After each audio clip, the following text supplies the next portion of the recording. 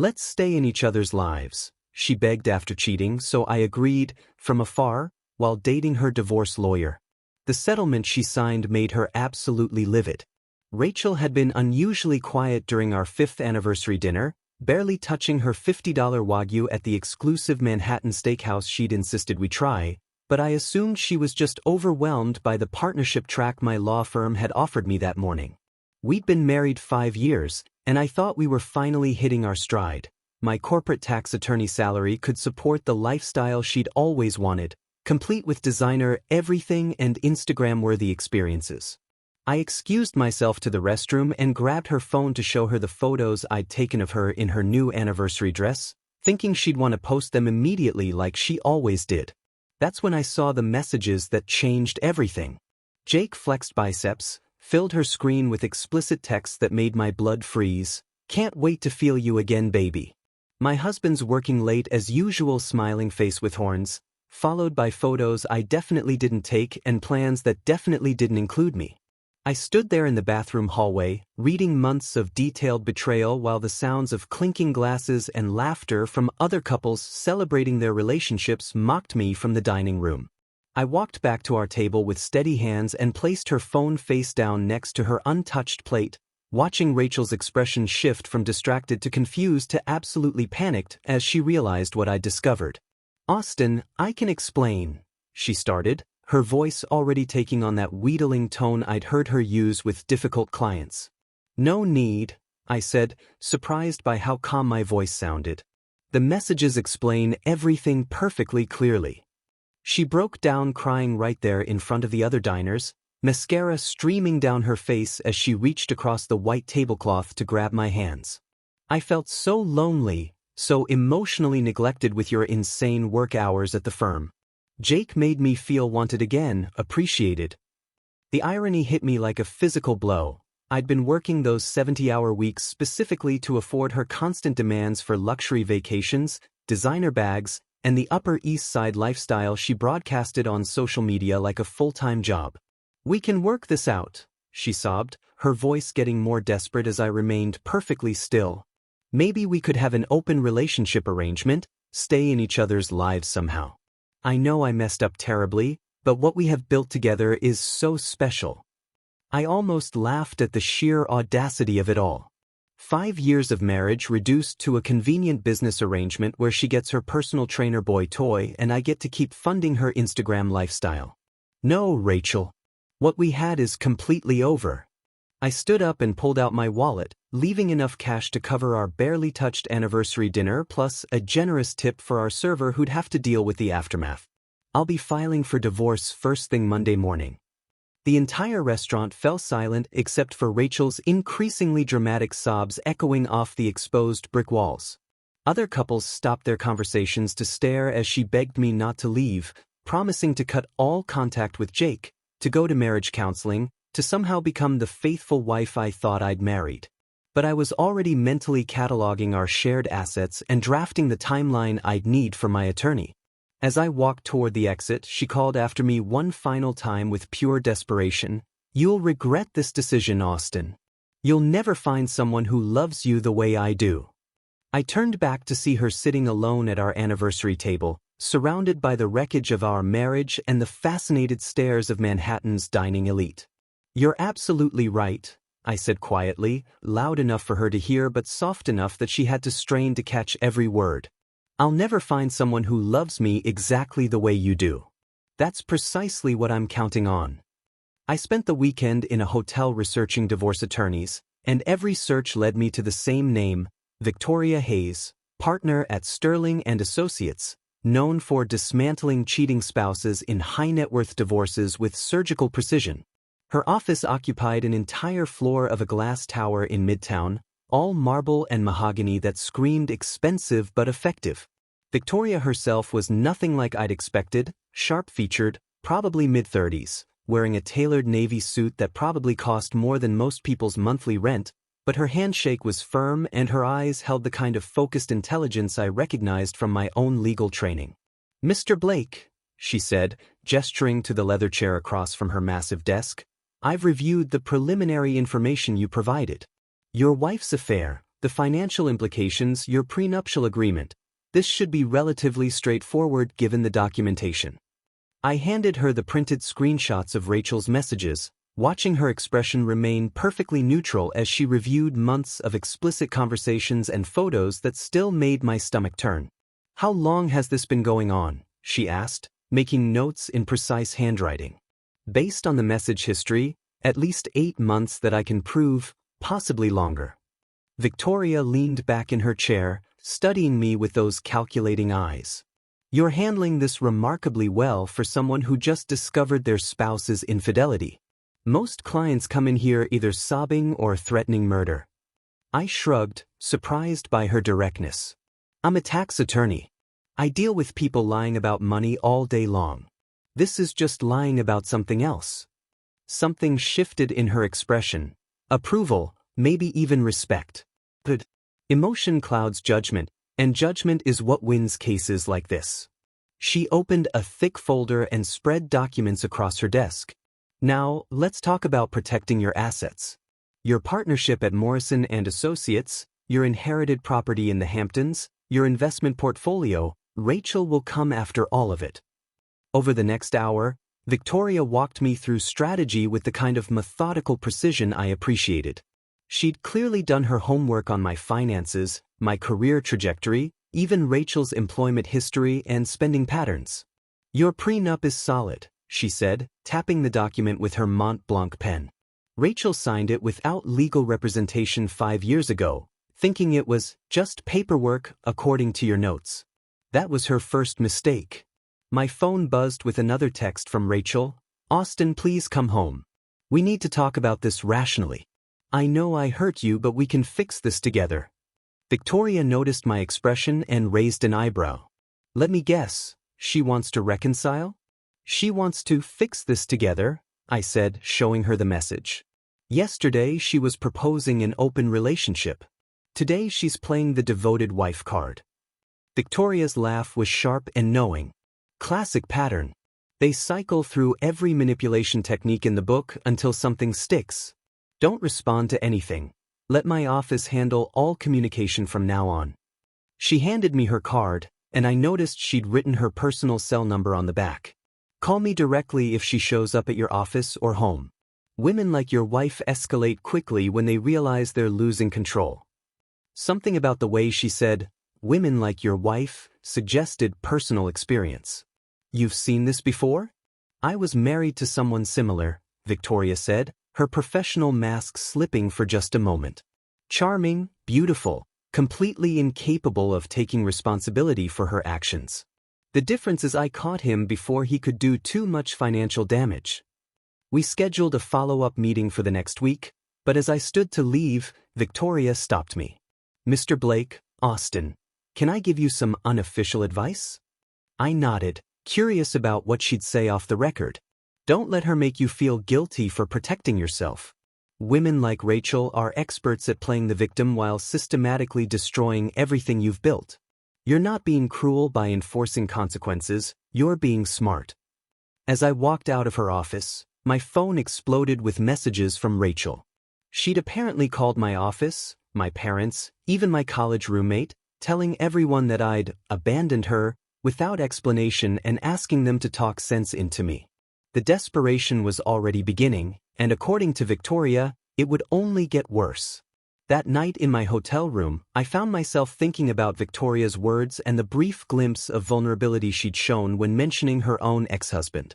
She understood the legal strategy, but more than that, she understood the psychological warfare Rachel would inevitably wage. For the first time since finding those messages, I felt like I had an ally who could match Rachel's manipulation with something far more powerful: the law. Victoria's private investigator called me 3 days later with news that made my blood run cold. "Mr. Blake, we've uncovered some interesting financial activity on your joint credit cards," he said, his voice professionally neutral despite dropping a bombshell. "Your wife has been using your business American Express for what appear to be dates with her personal trainer, expensive restaurants, hotels, even purchased him a Rolex Submariner for $12,000 last month." I stared at my laptop screen in my temporary apartment, watching numbers that represented my own money being used to fund Rachel's affair.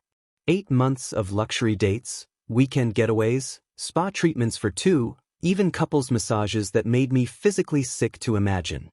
How much total? I asked, though I wasn't sure I wanted to know. Approximately $47,000 in fraudulent charges directly related to the affair, plus another $15,000 in cash advances that coincide with her meetings with this Jake person. Victoria had warned me this might happen, but seeing the actual evidence was different. Rachel hadn't just betrayed our marriage, she'd systematically stolen from me to finance it, using my success against me while I worked 70-hour weeks thinking I was building our future. There's more, the investigator continued. We found evidence she's been planning this divorce for months. She consulted with attorneys, opened a separate bank account, and had the Hamptons house appraised without your knowledge. The revelation hit me like a physical blow. While I'd been planning anniversary dinners, Rachel had been plotting my financial destruction with methodical precision. That afternoon, Victoria called me directly. "Austin, I've reviewed the investigator's report. We need to meet immediately," her tone urgent. Rachel's attorney just filed for temporary spousal support and exclusive use of the marital home. She's claiming financial hardship and emotional distress. I met Victoria at her office within an hour, finding her pacing with documents everywhere. She'd changed from her usual tailored suit into jeans and a sweater, and I found myself noticing how the softer clothes made her seem more human and, honestly, more attractive. "She's moving faster than I expected," Victoria said. Usually cheating spouses wait longer before playing the victim card, but Rachel's pushing hard for immediate financial relief. We spent the next 3 hours crafting our counter-strategy, and somewhere between reviewing financial records and planning depositions, I realized I was enjoying Victoria's company in a way that had nothing to do with legal strategy. She was brilliant, focused, but when she relaxed between discussions, she had this dry humor that reminded me why I'd fallen in love with law in the first place. "You know," she said during a break, pouring us both coffee, "most of my clients are either completely broken or consumed with revenge fantasies. You're remarkably level-headed for someone whose wife committed financial fraud to fund her affair." I accepted the coffee, noting how she took hers black like I did. "Maybe I'm just in denial." "No," Victoria said, studying my face with those sharp eyes. "You're processing this like the attorney you are. You're seeing the patterns, staying focused on what you can control. It's refreshing." Something shifted between us, a recognition that this was no longer purely professional. Victoria seemed to realize it too, because she quickly returned to the documents, but her cheeks had flushed slightly. Over the following weeks, our meetings became more frequent and personal. Victoria would share stories about her own divorce, and I found myself looking forward to these conversations, to the way she understood both the legal and emotional complexity of what I was experiencing. Meanwhile, Rachel's behavior was escalating exactly as Victoria had predicted. She showed up at my office twice, creating lobby scenes until security escorted her out. She called my parents crying, claiming I'd abandoned her without warning. She even contacted my firm's partners, trying to convince them I was having a mental breakdown. "The desperation phase," Victoria explained after I showed her Rachel's latest frantic emails. "She's realizing the prenup holds up and she's not getting the payday she planned. This is when they get dangerous." But as Rachel spiraled into increasingly desperate behavior, I found myself thinking less about my failed marriage and more about the brilliant woman helping me rebuild my life with the same precision Rachel had used to try destroying it. Rachel's harassment reached a new level when she discovered I was dating someone new. I'd posted a photo from a legal conference dinner where Victoria and I were seated together. Nothing obvious, just two colleagues at a professional event. But Rachel had always been obsessive about my social media, and she must have reverse-searched Victoria's face because my phone started buzzing at 6 in the morning. "You're fucking your lawyer?" Rachel screamed when I finally answered, her voice shrill with rage and panic. "How long has this been going on? Were you cheating on me before you even found my messages?" The irony was almost laughable. She was accusing me of infidelity while she'd conducted an 8-month affair funded by my credit cards. "Rachel, we're divorced. My personal life isn't your concern anymore." Like hell it isn't. I knew there was something weird about you hiring a female attorney. This whole thing was planned, wasn't it? The paranoia in her voice was escalating rapidly, and I could hear her breathing getting faster. You need to move on with your life. Move on? You destroyed my life and now you're flaunting your relationship with that bitch lawyer. She hung up, but the calls continued throughout the day from different numbers. Her friends, her sister, even her mother trying to convince me that Rachel was going through a hard time and needed my patience. That afternoon, Victoria called with concern in her voice. Austin, Rachel just showed up at my office building. Security had to escort her out after she started screaming about me stealing her husband in the lobby. My blood went cold. Did she threaten you? Not directly, but she was clearly unstable. I'm filing for a restraining order immediately, for both of us. This behavior is escalating toward violence. 2 days later, I discovered exactly how right Victoria was. My Audi had been keyed from front to back with "liar" scratched deep into the paint, and all 4 tires were slashed. Building security footage showed Rachel arriving at 3 a.m. with a knife, methodically destroying my car while crying hysterically. The restraining order was granted this morning. Victoria informed me over coffee, sliding legal documents across the table. But there's something else you need to know. Your prenup is even more ironclad than we initially thought. Rachel signed away rights to your law practice equity, your family inheritance, even the Hamptons house appreciation. I studied the documents, seeing Rachel's signature from 5 years ago when she'd been so eager to marry me that she'd signed without reading. She really thought it was just paperwork. That was her second mistake, Victoria said with satisfaction. Her first was cheating. Her third was escalating to harassment and property destruction. The real revelation came when Victoria's investigator delivered his final report. Rachel's own family was distancing themselves from her after learning about the affair and her increasingly erratic behavior. Her sister Emma had actually reached out to Victoria's office, apologizing for Rachel's actions and expressing concern about her mental state. The meeting with Emma was eye-opening. She revealed that Rachel had been planning to divorce me for over a year, slowly draining our joint accounts and building a case for financial dependency. She told me she was going to take you for everything you had, Emma said, tears in her eyes. She said you were too naive to protect yourself and that she deserved half of everything because she'd been supporting your career. The plan had backfired spectacularly because Rachel had never actually read the prenup, assuming she could manipulate the legal system the same way she'd manipulated relationships. As I drove home that evening, I realized Rachel's harassment had accomplished something she never intended. It had brought Victoria and me closer together and shown me exactly what kind of person I'd been married to. Victoria's strategy for the final settlement was nothing short of brilliant, and watching her work was like observing a master chess player thinking 10 moves ahead. She'd crafted what appeared to be a generous offer that would appeal to Rachel's materialistic nature while hiding financial landmines that would detonate months later. We're going to give her exactly what she thinks she wants, Victoria explained, spreading the settlement documents across her conference table like a general planning a decisive battle. A lump sum payment of $200,000, the BMW lease transfer, and her jewelry collection. She'll think she's won the lottery. I studied the paperwork, noting the complexity of the tax implications buried in the legal language. What's the catch? The lump sum triggers immediate tax liability of approximately $68,000 that she'll owe next April, Victoria said with satisfaction. The BMW lease has 18 months remaining at $800 monthly, plus insurance she can't afford.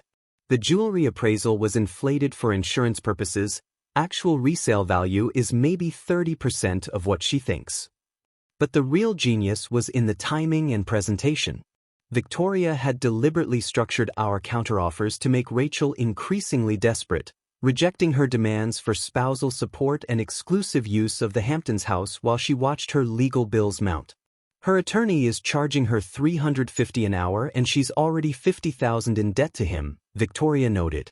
Meanwhile, my firm works on contingency for certain cases. The pressure is entirely on her side. Rachel's attempts to sabotage my professional relationships had backfired spectacularly. She'd called 3 of my firm's biggest clients, claiming I was having a mental breakdown and warning them about my unstable behavior. But I'd anticipated this move and proactively reached out to each client with documentation of the divorce proceedings and Rachel's restraining order violations. "Mr. Blake," my senior partner told me after Rachel's third call to our office, "we're fully behind you. This woman's behavior is helping us understand exactly what kind of harassment you've been enduring. Take whatever time you need to resolve this situation completely." The final settlement meeting was scheduled for a Thursday morning at the courthouse, and Rachel arrived dressed like she was attending a society luncheon rather than a legal proceeding. Designer dress, expensive heels, the Cartier watch I'd given her for our third anniversary prominently displayed. She was playing the role of victimized wife to perfection. Her attorney, a tired-looking man in an ill-fitting suit who clearly regretted taking her case, looked like he hadn't slept in days. "Ms. Stevens," Victoria addressed Rachel's lawyer with professional courtesy that barely masked her contempt, "has your client reviewed the settlement terms we discussed?" "She has, and she's prepared to sign," he replied, shooting nervous glances at Rachel. "She feels this is fair compensation for the emotional trauma she's endured." I watched Rachel's face as she reviewed the documents one final time, seeing dollar signs in her eyes as she focused on the $200,000 figure and the car transfer. She was so fixated on the immediate payout that she completely ignored Victoria's careful explanations of tax implications and ongoing financial responsibilities. "This seems reasonable," Rachel said, her voice taking on the sweet tone she used when she thought she was getting her way. "Austin always said I deserve to be taken care of, and this shows he finally understands what I've sacrificed for our marriage." The audacity was breathtaking. She was sitting in a courthouse because of her affair and financial fraud, yet somehow she'd convinced herself this settlement was vindication rather than damage control. Victoria slid the final documents across the table with ceremonial precision. "Just sign here, here, and initial here," she said, pointing to signature lines that would legally close this chapter of my life forever. Rachel signed with a flourish, actually smiling as she handed the papers back. "I'm finally free," she announced to the room like she was delivering a victory speech. "Now I can live my best life and find someone who actually appreciates what I bring to a relationship." I almost laughed at the irony.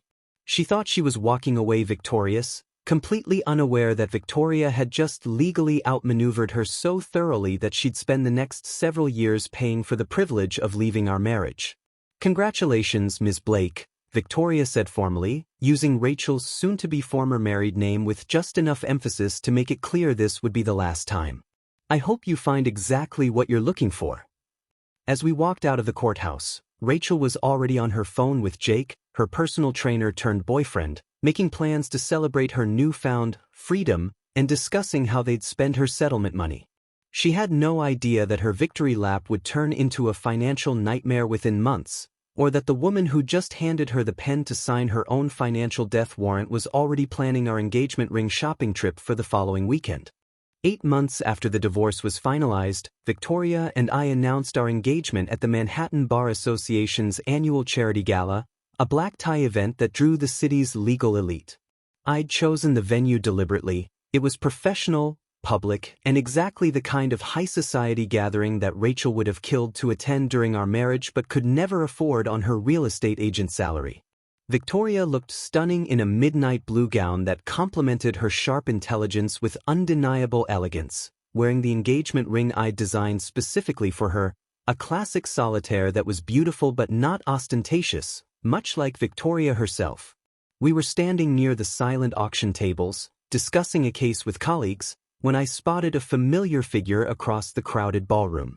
Rachel had somehow managed to attend as the guest of another attorney, a younger man who looked uncomfortable and kept checking his phone like he was calculating escape routes. She'd clearly spent serious money on her appearance, designer dress, professional styling, expensive jewelry, but there was something desperate about the effort that made her look like she was trying too hard. "Is that your ex-wife?" Victoria asked quietly, following my gaze with the calm assessment of someone evaluating potential threats. "That's her. And she's seen us." Rachel's face had gone through a fascinating sequence of emotions: surprise, confusion, recognition, and finally pure rage as she realized that Victoria wasn't just my attorney, she was the woman who'd replaced her. I watched as Rachel excused herself from her date and began making her way across the room with the determined stride of someone planning to cause a scene. "Should we leave?" Victoria asked, though her tone suggested she was more curious than concerned about the approaching confrontation. "No. Let her come. She signed that settlement agreement. There's nothing she can do to us now." Rachel arrived in a cloud of expensive perfume and barely controlled fury, her practiced social smile failing to mask the venom in her eyes. "Austin, what a surprise to see you here," she said, her voice pitched loud enough to attract attention from nearby conversations. "And you must be Victoria. I've heard so much about you." The way she said Victoria's name made it sound like a curse word, and I could see other attorneys starting to notice the tension building in our little corner of the ballroom. Victoria's response was a masterclass in professional composure. "Rachel, how nice to see you again. I hope you're doing well." The polite dismissal only fueled Rachel's anger, and I could see her struggling to maintain the facade of civilized conversation while clearly wanting to claw Victoria's eyes out. "Oh, I'm doing wonderfully," Rachel replied with false brightness. "Jake and I are so happy together. He treats me like the queen I deserve to be, unlike some people who take their wives for granted." The irony wasn't lost on anyone within earshot. She was praising the man she'd cheated with while criticizing the husband she'd betrayed. But Victoria handled it with the same calm precision she brought to legal negotiations. "That's lovely. Austin and I are very happy as well. In fact, we just got engaged." Victoria held up her left hand, letting the engagement ring catch the ballroom's chandelier light with understated elegance. The effect on Rachel was immediate and devastating. Her face went white, then red, as the full implications hit her like a physical blow. Not only had I moved on completely, but I'd chosen the woman who'd orchestrated her legal defeat, and we were announcing it at exactly the kind of elite social event she'd always wanted to be part of but could never afford. "Engaged?" Rachel's voice cracked slightly, her careful composure finally beginning to fracture. "You're marrying your lawyer? How convenient. I'm sure there's nothing unethical about that relationship." The accusation hung in the air like a challenge, and I could see other attorneys nearby turning to listen more closely. But Victoria's response was swift and devastating in its professional precision. "All ethical guidelines were strictly observed during the divorce proceedings," she said calmly. "Our relationship began only after the case was concluded and all professional obligations were fulfilled. I'm sure you understand the importance of maintaining proper professional boundaries." The implicit criticism was clear. Unlike Rachel, who'd conducted an affair during her marriage, Victoria and I had maintained absolute propriety until it was appropriate to pursue a personal relationship.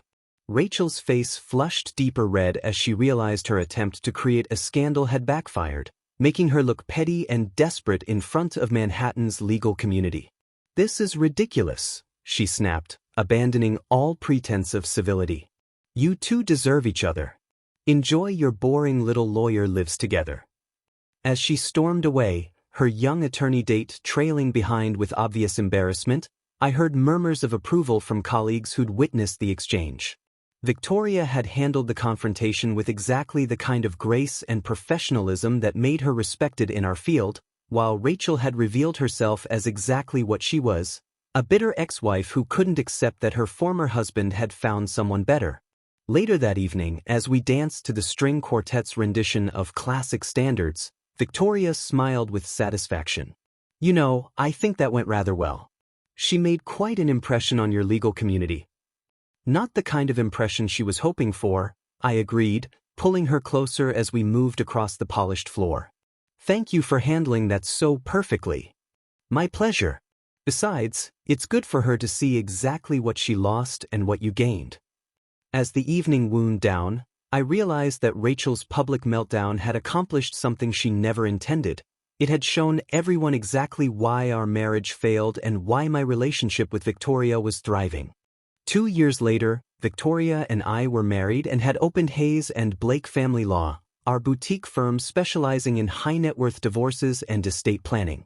Combining her family law expertise with my corporate tax background, We'd created something neither of us could have built alone. A practice that served wealthy clients facing complex financial separations with both legal brilliance and genuine ethical standards. Our wedding had been everything Rachel's probably would have been if she'd had unlimited funds, elegant but tasteful, focused on celebration rather than ostentation, attended by people who genuinely cared about us rather than our bank accounts. But the real satisfaction came from building something meaningful together, watching our practice grow through referrals from grateful clients who appreciated our thorough, honest approach to protecting their assets and their families. That's when Rachel made her final, desperate play. I was reviewing case files in our new office when Victoria walked in with a legal document that made my blood pressure spike immediately. "Austin, you need to see this." Rachel just filed a lawsuit against both of us claiming I provided inadequate representation to you during the divorce proceedings. I stared at the paperwork, trying to process the audacity. She's suing you for representing me too well? Gets better. She's claiming our relationship during the divorce constituted a conflict of interest that invalidated the entire settlement agreement. She wants the prenup thrown out and a new financial settlement based on what she would have received without legal representation. The lawsuit was frivolous to the point of being insulting, but Rachel had found an attorney desperate enough to file it anyway. Her new lawyer was one of those bottom feeders who advertised on bus benches and took cases on pure contingency, hoping to pressure us into a quick settlement rather than fight a protracted legal battle. She's claiming emotional distress, inadequate counsel, and conspiracy to defraud her of marital assets, Victoria continued, her voice tight with controlled anger. According to this, I deliberately seduced you to compromise your judgment and manipulate the divorce outcome in my own favor. I couldn't help but laugh at the sheer paranoia of it all. So let me understand this. She cheated on me, committed financial fraud, harassed us both, violated a restraining order, and now she's the victim because my attorney and I fell in love after the case was closed? That's exactly what she's claiming. And she's demanding $750,000 in damages plus legal fees. But Rachel had made a critical error. She'd targeted the wrong opponent. Victoria had been documenting everything meticulously since our first meeting, maintaining detailed records of every interaction, every ethical guideline followed, every professional boundary respected during the divorce proceedings. This is going to backfire spectacularly, Victoria said with the calm confidence of someone holding all the winning cards. I have time-stamped records of every conversation, email, and meeting. Our relationship began exactly 43 days after the divorce was finalized. Rachel signed settlement documents acknowledging she was represented by counsel and understood all terms and conditions. The court hearing was a masterclass in legal humiliation. Victoria had prepared a presentation that methodically destroyed every aspect of Rachel's claims with documentary evidence, witness testimony, and expert analysis. Rachel's attorney looked like he regretted taking the case within the first 10 minutes, as Victoria systematically proved that not only had all ethical standards been maintained, but that Rachel had actually received more generous settlement terms than the prenup required. Your Honor, Victoria addressed the judge with respectful authority. The plaintiff signed a comprehensive settlement agreement after being advised by counsel and explicitly acknowledging that she understood all financial implications. She's now claiming fraud because she's dissatisfied with outcomes that resulted from her own choices and actions. Rachel sat in the gallery looking smaller and more desperate than I'd ever seen her, watching her final gambit crumble under the weight of Victoria's meticulous documentation. Jake was notably absent. Apparently he'd left her months earlier when the settlement money ran out and the tax bills came due, exactly as Victoria had predicted. The judge's ruling was swift and decisive. Not only was Rachel's lawsuit dismissed, but she was ordered to pay our legal fees and faced potential sanctions from the state bar for filing frivolous litigation against Victoria. The financial penalty alone would cost her nearly $50,000 she clearly didn't have, effectively ending any possibility of future legal harassment. Ms. Stevens, the judge said sternly, this court finds your claims to be without merit and bordering on malicious.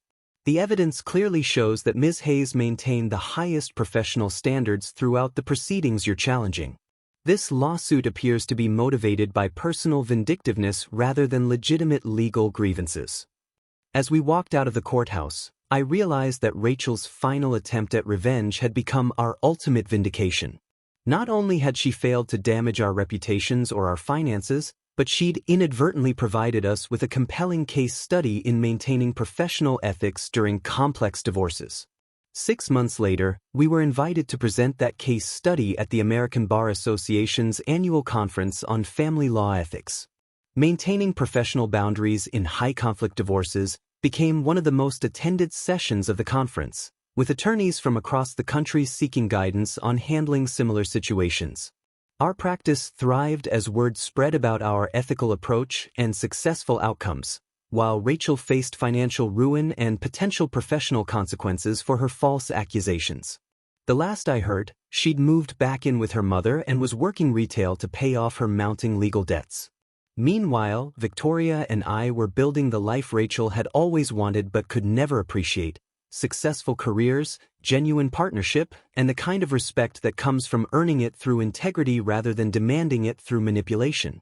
Sometimes the best revenge really is living well, and knowing that the person who tried to destroy you is watching from the sidelines, finally understanding exactly what they threw away.